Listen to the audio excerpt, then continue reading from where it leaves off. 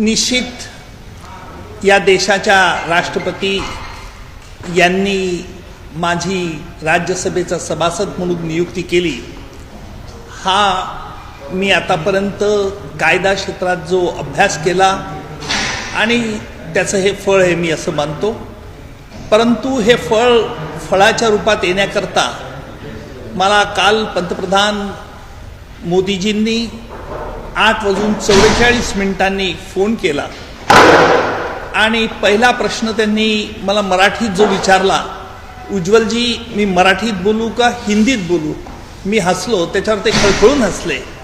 त्यांना उत्तर देताना मी सांगितलं की मोदी साहेब, आपलं दोन्ही भाषेवरती प्रभुत्व आहे, आपण कोणत्याही भाषेत माझ्याशी संभाषण करू शकता। मोदीजींनी माझ्याशी मराठीत संभाषण केलं आणि उत्कृष्टपणे त्यांनी मला सांगितलं की राष्ट्रपती महोदय, तुमच्यावरती एक जबाबदारी सोपवू इच्छिता आणि ही जबाबदारी देशाच्या दृष्टिकोनातून तुम्ही चांगली सांभाळाल, याच्या मी तुम्हाला शुभेच्छा देतो। आणि मी देखील देशाचे पंतप्रधान मोदीजी, त्याचप्रमाणे भारतीय जनता पक्षाने ज्यावेळेला मला निवडणुकीसाठी उभं केलं होतं, त्यावेळेला पक्षाचे अध्यक्ष JD नड्डा, महाराष्ट्राचे मुख्यमंत्री श्री देवेंद्रजी फडणवीस आणि तमाम भाजप पक्षाने जो माझ्यावरती लोकसभेच्या निवडणुकीत जो विश्वास प्रकट केला होता, त्याला मी तो यावेळेला देखील सार्थ करून दाखवेन। अर्थात राष्ट्रपतींचा तर्फे नियुक्त सभासद असल्याने माझ्यावरती मोठी जबाबदारी असणार आहे। त्यामुळे कायद्याचा अभ्यास, कायद्याचं विश्लेषण, या देशाच्या ऐक्याकरता, देशातील लोकशाही, आमचं संविधान हे कशा रीतीने प्रबळ राहील याची काळजी घेण्याकरता मी माझ्या बुद्धीच्या कृतीप्रमाणे मी निश्चित प्रयत्न करेल, असं मी आपल्या महाराष्ट्राच्या जनतेला आश्वासित करतो। कारण महाराष्ट्रातून फक्त माझी एकट्याचीच नियुक्ती राष्ट्रपती महोदयांनी केलं, त्यामुळे मी राष्ट्रपती महोदयांचे देखील व्यक्तिशः आभारी आहे। आणि निश्चित मला कल्पना आहे की ही जबाबदारी जरी मोठी असली तरी आपल्या सगळ्यांचे, महाराष्ट्रातील मराठी जनतेचे, इतर भाषिकांचे, सगळ्यांचे शुभाशीर्वाद मला मिळतील यात मला शंका नाही।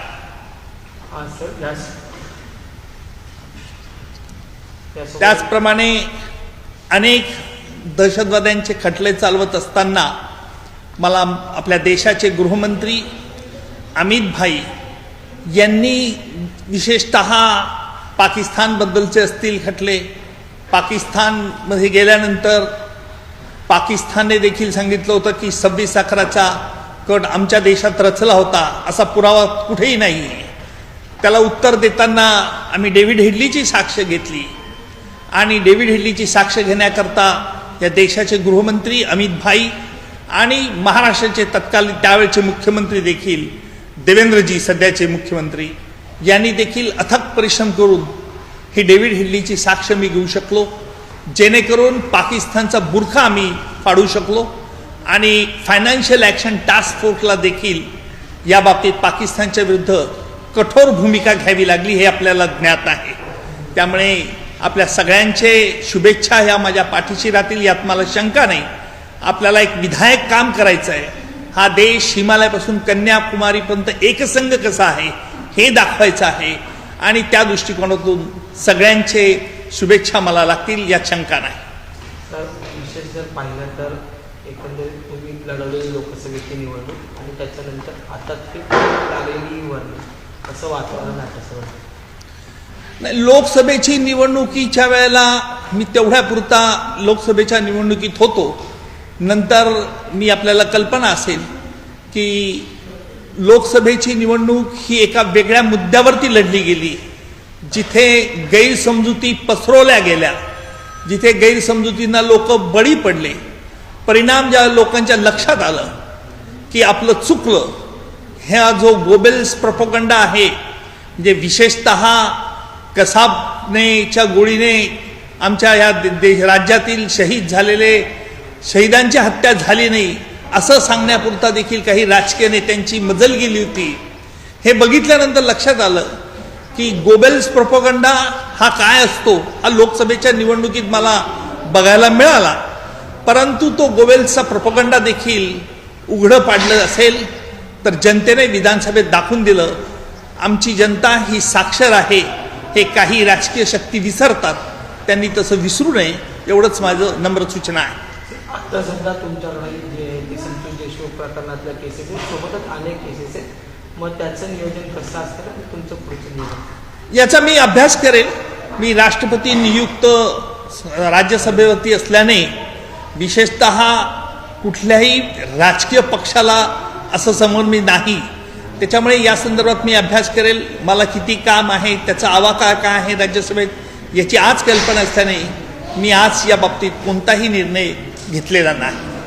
सर, कॅबिनेट मंत्री दत्तात्रय भरणे असं म्हणतात की लाडक्या बहिणीमुळे निधी येण्यास विलंब होतो, या संदर्भात काय?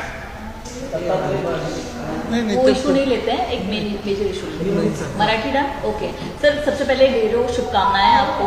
बहुत बड़ी जिम्मेदारी आपको मिली है, क्या कुछ कहेंगे, किसको श्रेय देंगे, बताइए प्लीज. सबसे तो पहले मैं हमारी महाराष्ट्र की जनता, हमारी देश की जनता जो चाहती थी कि मेरा लोकसभा में डिफीट होना, जिनको तकलीफ दुख हुआ था, उस तकलीफ और दुख को आज हमारी राष्ट्रपति महोदया ने और प्रधानमंत्री जो पहले बार हमारे मोदी जी साहब पहली बार हमें मिले थे लोकसभा के कैंपेन में, तब उन्होंने जो विश्वास मेरे कंधे पर हाथ रख के बताया था, जताया था, उससे बहुत मैं भावुक हुआ था. और जैसे ही कल उनका मुझे टेलीफोन आया, 8:44 को टेलीफोन आया था और हमारे प्रधानमंत्री ने मुझे कहा, उन्होंने पहली बात तो ये कही कि उज्जवल जी मैं मराठी में कहूँ क्या हिंदी में बोलूँ. मैं थोड़ा हंसने लगा और फिर वो जोर से हंसे, फिर बोले. मैंने उनको कहा कि आप तो दोनों भाषा अच्छी तरह से जानते हैं, तो उन्होंने मुझे मराठी में पहले बात की और उन्होंने कहा, उज्जवल जी राष्ट्रपति महोदय आप पर एक जिम्मेदारी सौंपना चाहते हैं, क्या आप जिम्मेदारी ले सकते हैं?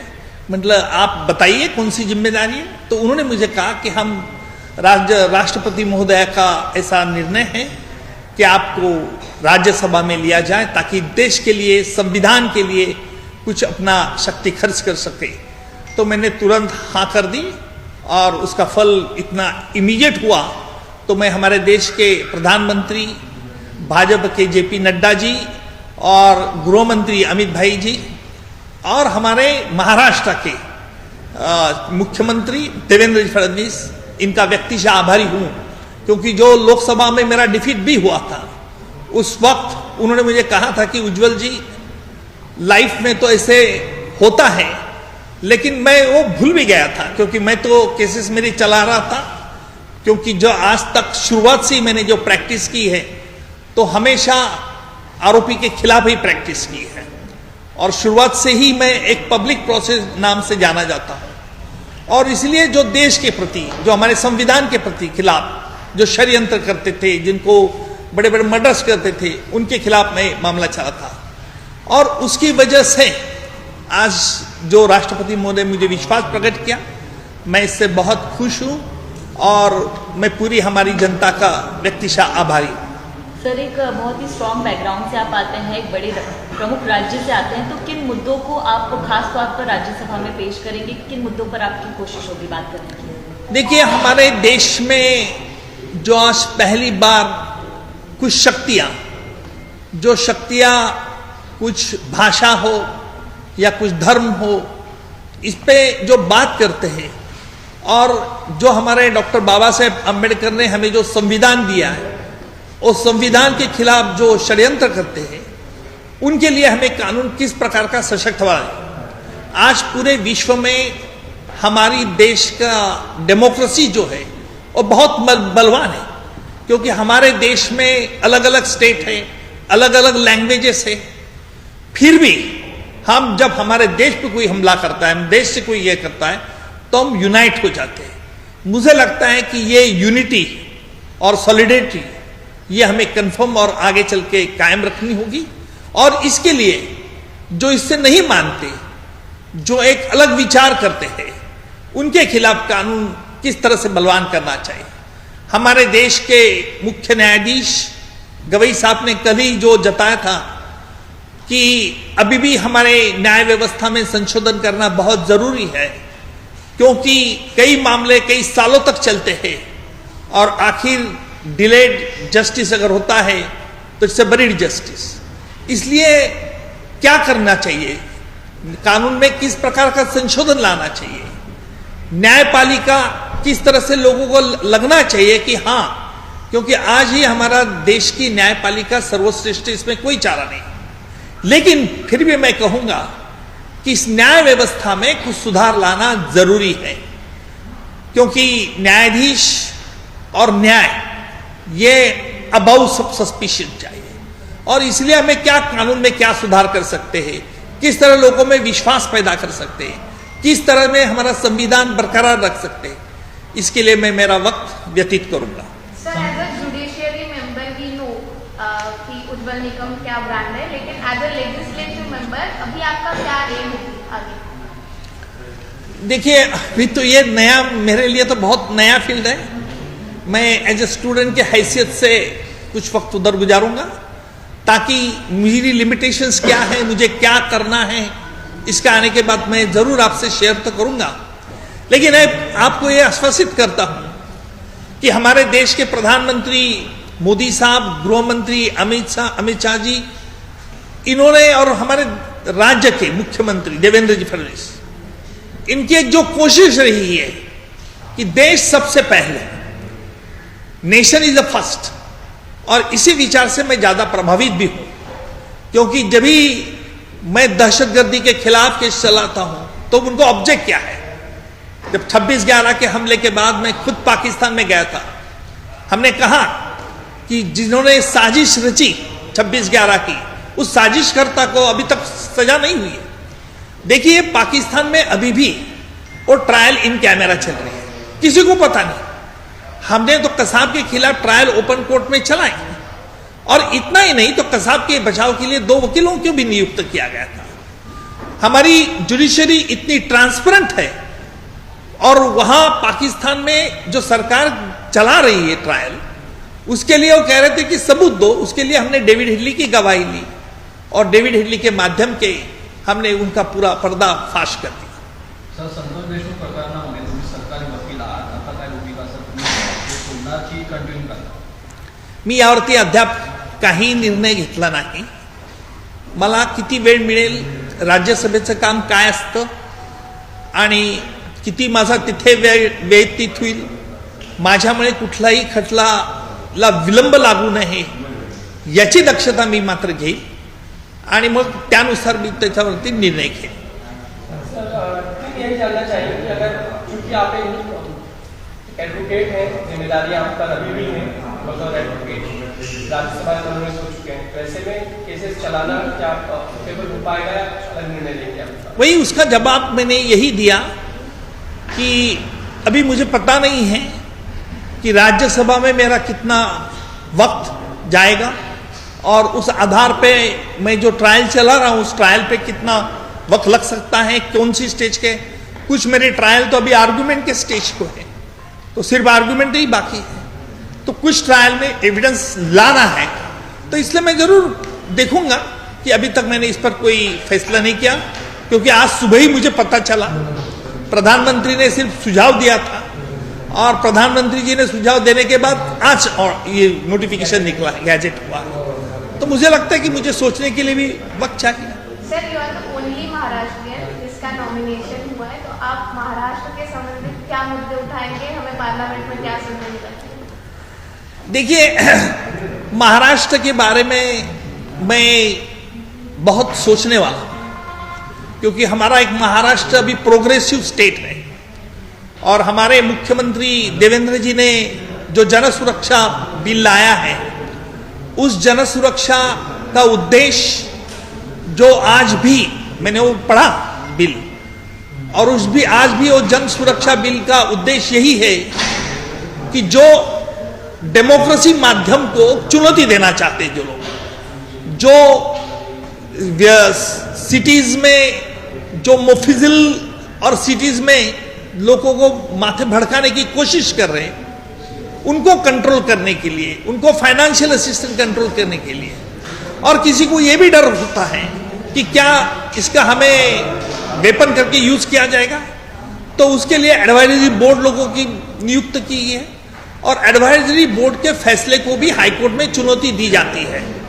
तो मुझे लगता है कि ये एक जो कानून बनाया गया है इसके ऊपर, जन सुरक्षा, इसमें एक वाइटल ऑब्जेक्ट है और उस ऑब्जेक्ट के मुताबिक इस केस इस एक्ट का जो होगा अगर पास होता है तो मुझे लगता है कि महाराष्ट्र के लिए भी बहुत अच्छा होगा, लेकिन अभी भी मैं उसका पूरी तरह से पढ़ाई करूँ। सर, आपली निवड झाल्यानंतर राज्यातून आणि केंद्रातून कोणत्या नेत्यांच्या अभिनंदनासाठी फोन वगैरे आले नाही? मुख्यमंत्री देवेंद्रजी फडणवीस साहेब यांचा मला फोन आला आणि त्याचबरोबर प्रधानमंत्री त्यांचाही फोन आला, अमित भाईंचाही फोन आला आणि इथील पक्षाच्या विनोद तावडे साहेब त्यांचाही दिल्लीहून फोन आला आणि इथून यांचा पण आला, आपल्या मुंबई प्रदेशचे अध्यक्ष, भाजपचे अध्यक्ष, महाराष्ट्र प्रदेशचे अध्यक्ष रवींद्र चव्हाण साहेब त्यांचाही मला फोन आला